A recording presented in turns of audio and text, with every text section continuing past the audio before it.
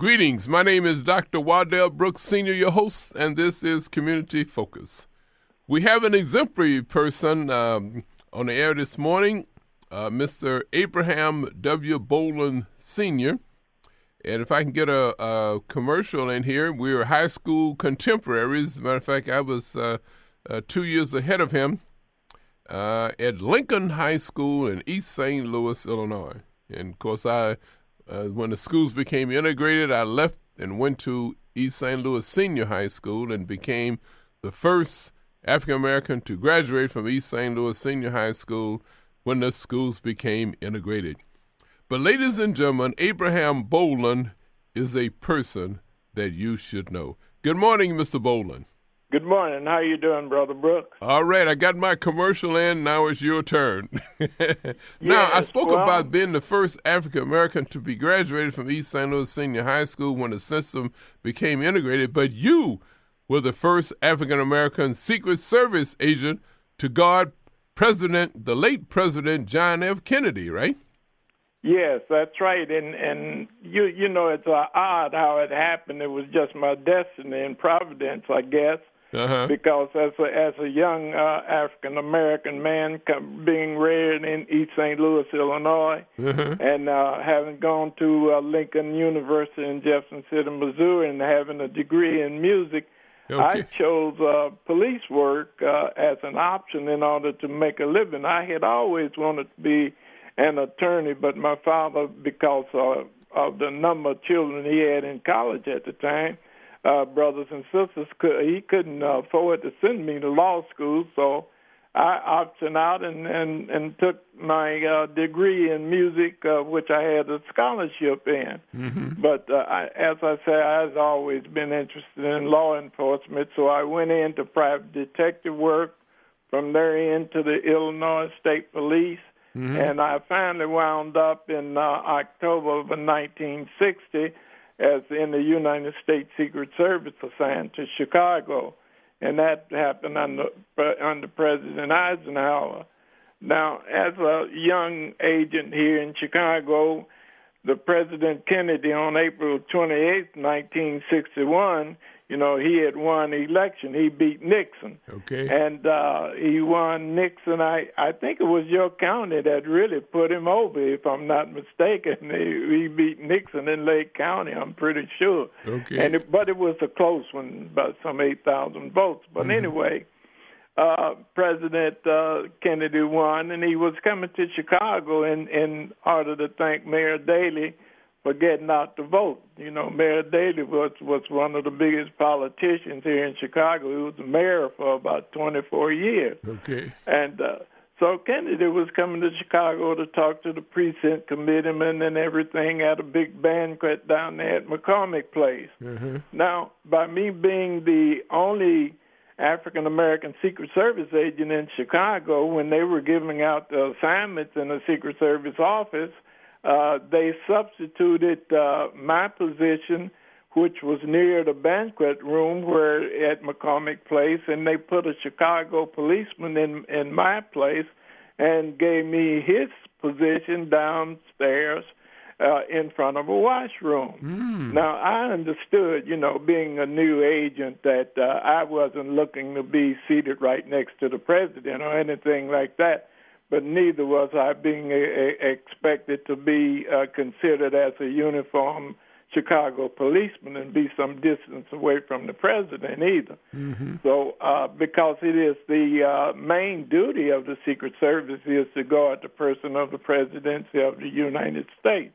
Well, when they put me down in front of the washroom, I was standing down there, and about 8:30 p.m., and it was April 28, 1961. As the motorcade pulled up in front of McCormick Place, I could hear them upstairs scuffling, and the photographers were running back and forth, and cameras were flashing, and all of this type of stuff. And I looked at the top of the steps, and lo and behold, here comes President Kennedy. The first thing he wanted to do when he arrived at McCormick Place was use the washroom. And there I stood, right in front of the washroom. And he came accompanied by Mayor Daley, and he was with Congressman Dawson. Every big-time politician who was anywhere in the Chicago area was at that banquet that night. So I got to shake hands with a lot of important people. But the president, as he was about to enter the washroom, he stopped right in front of me. And he asked me, he said, "Are you a Secret Service agent, or are you one of Mayor Daley's finest?" Mayor Daley kind of chuckled at that. And I told him, "I'm a Secret Service agent, Mr. President." The president looked around and he asked me one question that I'll never forget. He says, "Are there any Negroes, have there ever been any Negroes appointed to the White House detail in Washington, D.C.?" I was stunned that he had apparently made this observation. And I said, "Not to my knowledge, Mr. President." And he just flat out looked me in the eyes, and he smiled, and he grabbed my hand. He said, "Would you like to be the first?" I said, "Yes, sir, Mr. President." And I was so elated, I couldn't believe that this had happened. Here I am in a faraway place, having about 0 to none % of meeting the president, and the president came to me. So you can't beat that with a stick. But anyway, so when I went to Washington, D.C. on June the 6th of 1961, the president sent for me, and I went to the White House, and that's when I walked into history and became the first African-American to be assigned to the Secret Service White House detail. Of course, you know, the 60s was rough. They're talking about it now. We just came through the 50th anniversary of that march across the bridge in Selma, Alabama. Yeah. Well, at that particular time, as I became the first African-American on the White House detail, this is right in the midst of what was going on at that time. There was lynchings, there were bombings, there were all types of erratic violence that was going on all the way across the United States of America. And in the midst of all of this, I had the opportunity to make history, to make African-American history by elevating myself, or being elevated into a position of responsibility. Now, I found that actually the Secret Service mirrored the conscience of the whole country, in that there were agents who were violently segregationists, and there were agents who were on moderation, and there were agents who welcomed me to the White House detail. But the ones who, the Southern faction of that detail, they made no bones about it. They didn't want me on the detail. It was an old boys club, and I was, the N word and stay in my place and things like that. So they made it very difficult for me to carry out my goal. Wait a minute. Sir? Ladies and gentlemen, again, we're talking with Abraham Bolden Sr., the first African-American Secret Service agent to guard the president, the late President John F. Kennedy. And Mr. Bolden, what I want to ask you this, you experienced racism in the U.S. Secret Service? Absolutely. As a matter of fact, the supervisor of the United States Secret Service, when we were in Massachusetts, told me under no uncertain terms, he told me that, Bolden, I want you to understand you're an N-word. You'll always be an N-word. You'll never be nothing but an N-word, so act like one. Now, he didn't say N-word. He used the word. He spelled it out, right? The word. He used the word, yes. Oh, and he was my supervisor, temporary supervisor, while I was in Massachusetts. So you could see how high up that this feeling went, and the degree of exposure to these racial policies that I had to endure. But I hung in there anyway, but I knew that that I didn't want to do anything to embarrass the president, and so I thought it best that I terminate my historical journey a little bit earlier than the president had thought that I would.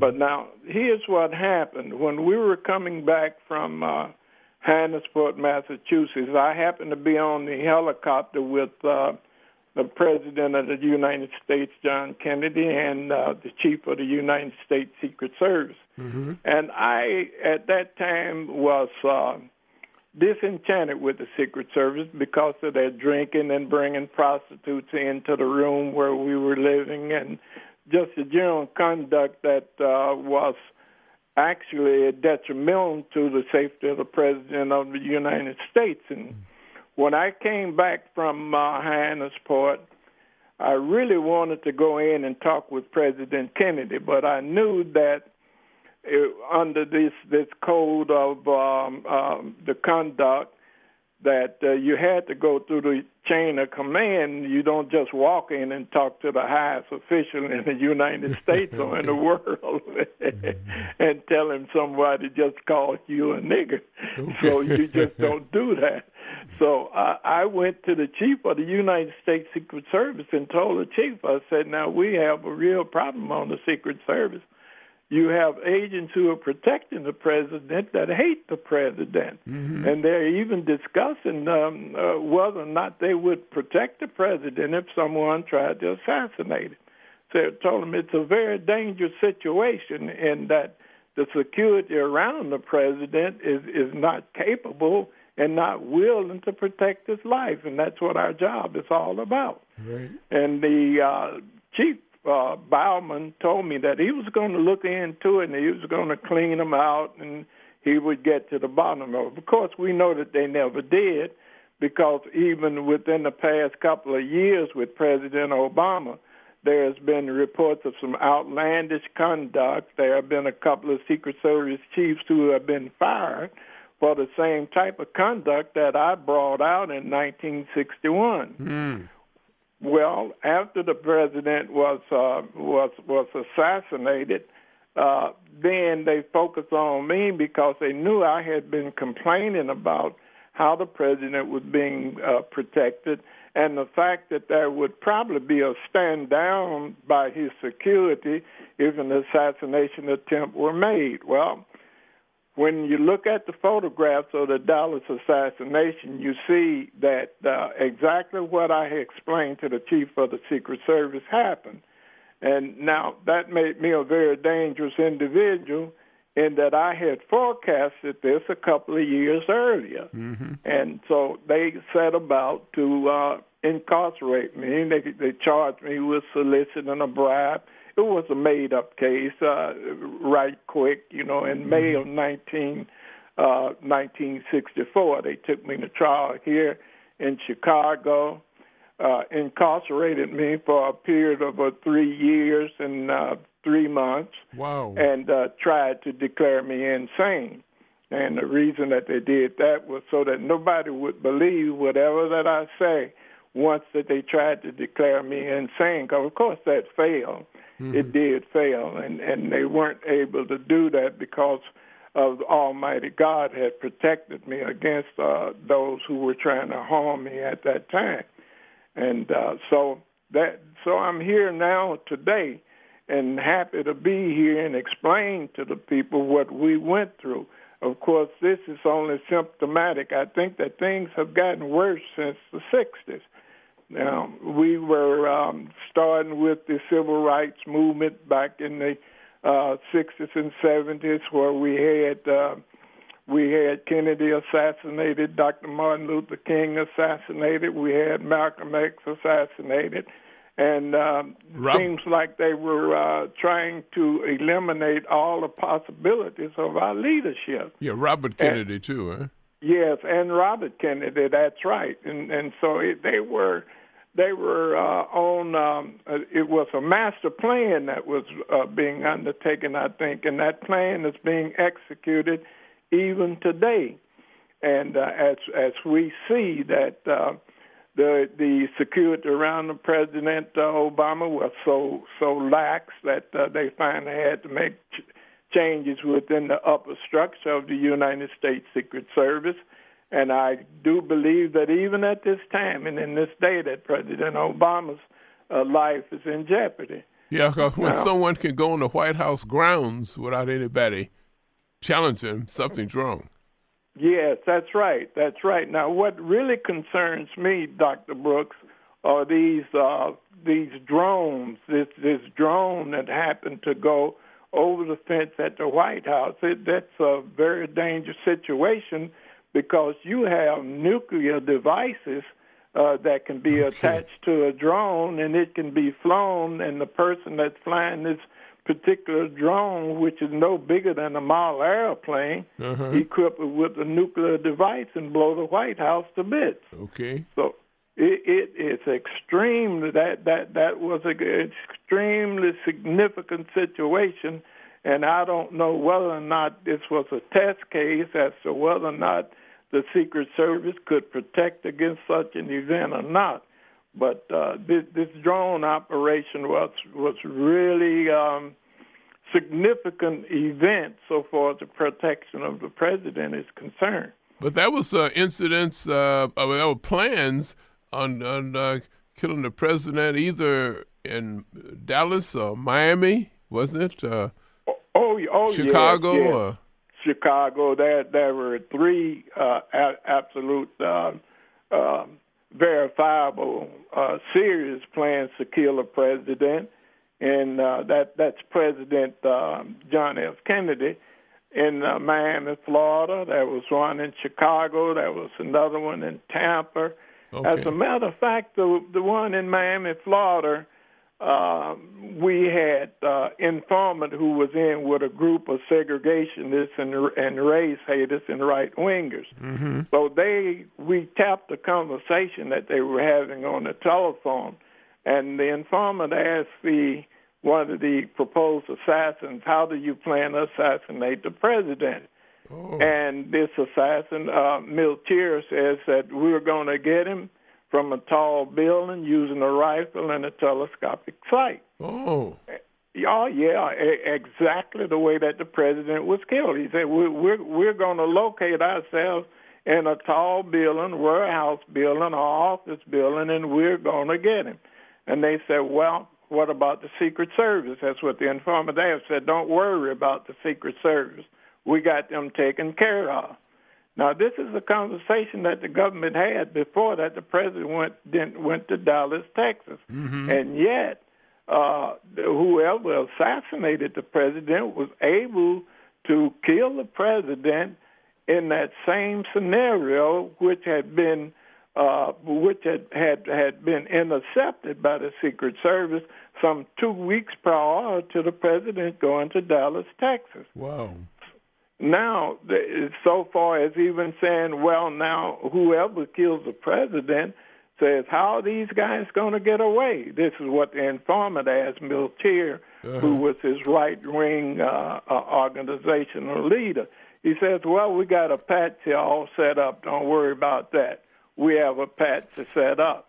And so now here we have Lee Harvey Oswald, who claims to have been a patsy, and all set up and threw everybody off as the real assassins got away.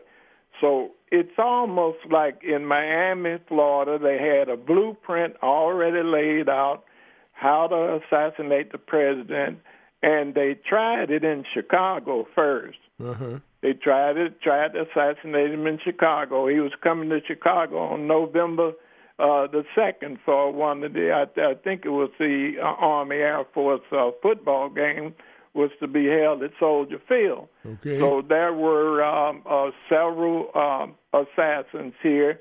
I call them assassins because it was discovered in their room that they had a map, they had an outline of the president's the route that he was going to take into Chicago to Soldier Field.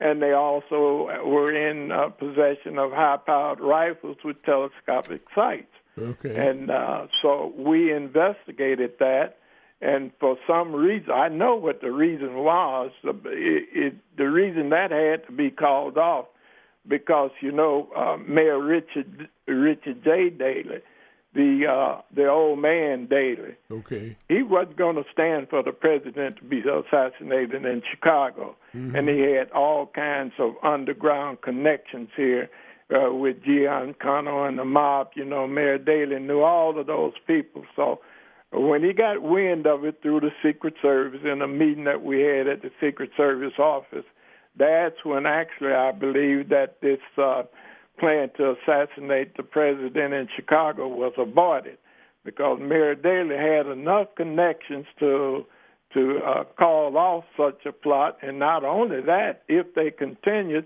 to punish anybody that was engaged in such a plot. So I believe that's the reason that they called it off. But to be on the very safe side, President Kennedy canceled his trip here to Chicago. Wow. Oh, my goodness.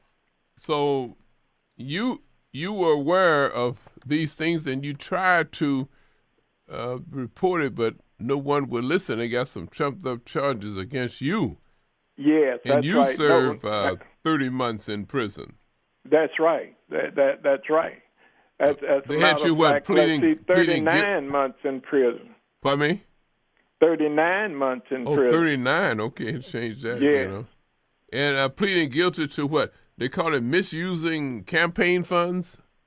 No, what they said is that I allegedly solicited a bribe. Now, this person I was allegedly solicited a bribe from was a person that I had arrested twice, and he was waiting to go to trial on 2 counterfeiting charges that I had placed against him. Oh, so that was absolutely ridiculous. Now, one of the witnesses after they had convicted me, he came forth in his own trial, this Joseph Spagnoli, and admitted that this whole thing was a frame-up as to my charges, and that the government had asked him and had told him what to say in my trial. And yet, and still, the Supreme Court sent me to they denied a hearing and sent me to prison anyway. Well, this is strange. You tell us about, you sought help from John N. Mitchell. He was the President Nixon's Attorney General from 1969 and 1972. But tell us the significance there, John, at Maxwell Air Force Base. Then John Mitchell served some time there? Yes, he served time in Maxwell Air Force Base, the camp there. And as a matter of fact, he served his time in bed 13 and A13. That's the same bed that I had when I was incarcerated. The same bed? The same bed. And I had written him and of course, asked him to review my case and to look into it, which he refused to do. Uh-huh. It just so turned out I happened to be reading the paper, and they were saying in the newspaper that John Mitchell had been incarcerated, and bed A13, and I said, hey, that's where I was. So I guess I got it ready for John. Well, you also sought help from Congressman Jesse Jackson Jr., but he never, you never heard from him. Never heard from him. Never heard from him or Bobby Rush. Now, and the absolute thing about that's where Jesse Jackson Jr. is now. He's also at Maxwell Air Force Base. But you're not sure he was in bed 813 or not? Huh? No, I'm not sure. I'm not sure. I just I'm sorry that had to happen to him like that, because he didn't commit any more of a crime than most of those senators and congressmen do. But I think that somewhere along the line that he was being punished because of some actions of his father. Now, let's see. I was going to ask... you sought help. You still seeking help to get your federal conviction expunged, right? Yes, I would like to get the whole conviction vacated, and I was hoping that that the U.S. Attorney Holder and the President Obama would see fit to have that conviction expunged and the sentence vacated. Now, that can be done because you remember that 14-year-old kid down there in Florida that was electrocuted. They said that he had raped a young white girl, and he was the youngest person ever sentenced to death in the electric chair in the whole world. And now they just vacated his conviction. Oh. They said that there was not enough evidence to convict him of the crime, and the judge threw out the conviction. Of course, the young man's been dead since about 1947 or so. He was the youngest person ever electrocuted in the fall crime. 14 years old. And years later, they find out that there was not enough evidence to convict him. Now they vacated the sentence. They vacated the conviction, vacated the sentence, and wiped the record clean. A lot of that good that'll do him. Because that was, how long ago was that now? About 1947 or a little bit earlier. Isn't that something? Wow. And we have young men coming out of jail now. Back in the 60s, prior to the 60s, it was very difficult to prove as a African American that you were not guilty of a crime. Right. If the FBI arrested you, everybody just assumed that you were guilty. Right. Now we're finding out that we had young men, 17, 18 years old, at the time that they were convicted and sent away to prison. They're getting out now some 37 or 27 years later and being found innocent because of DNA testing and things like that. So then you were guilty until proven innocent, right? Yes, that's right. That's right. As a matter of fact, during my trial, the judge told the jury, saying, my opinion is Bolden is guilty of everything, and so now go back in and deliberate and come to some decision. Now, that was the judge. Wow. Judge J. Sam Perry said that he wanted them to find me guilty. Oh, my goodness. We study African American history. That's in the month of February, and a lot of things come out. In the Dred Scott decision, Judge Roger B. Taney, Chief Justice now, he in the case, he stated that a black man, he said black man or slave, I'm sure they were slaves back then, have no rights. Negro has no rights. Negro, okay. White man is bound to respect. Oh, you remember that too, right? But yes, we don't that. We don't get that in our Black history, now. We don't even have Black history in the schools now, No, they don't, and that's one thing that should be rectified. And I noticed that Mrs. Brooks, your wife, has tried to establish some programs and make sure that our young men and women are conscious of Black history. Right. Well, you know what? We're going to do another part 2. Every time I talk with you, we're going to have a part 2. And the part 2 now, in about a couple of weeks, we're going to talk about your book called The Echo from Dealey Plaza. Okay, that's Dallas, Texas. There, we want you to elaborate on that, on your book there. And maybe when you're up here for a forum that I'll be scheduling for, then you could bring your books over and have a book signing. Oh, yes. I would be glad to do that. Yeah, we'll do that. Okay, boy, this is really, it's a lot more we could talk about, and like a Dealey Plaza going to be the next one, part 2. Yes. Because we know some things happened at Dealey Plaza that's not been promulgated. That's right. I think that someone was on that Warren Commission that stated that it was just a farce. Yes, that's right. Someone was one of the Warren Commission, but so I don't know whether that ever come up again. I'm not sure. They still Yes, working it'll on it. come up again in our next conversation. Right. Okay, thank you very much. Ladies and gentlemen, we've been talking with Abraham Bolden Sr., the first African-American Secret Service agent to guard the late President John F. Kennedy. We want to thank you for listening to another awareness session on Community Focus. My name is Dr. Waddell Brooks Sr., your host.